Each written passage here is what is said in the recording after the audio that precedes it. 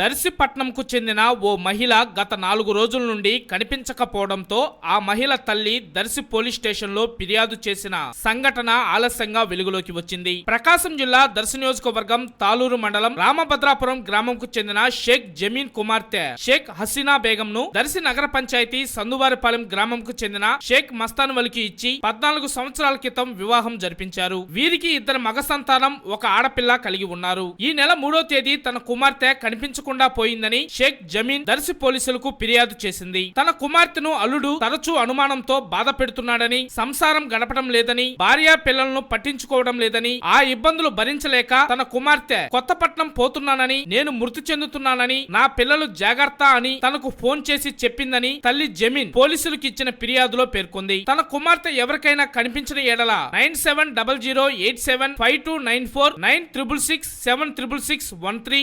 9989443315 phone నెంబర్లకు తెలియపరచవలసిందిగా వారు ఈ సందర్భంగా కోరారు.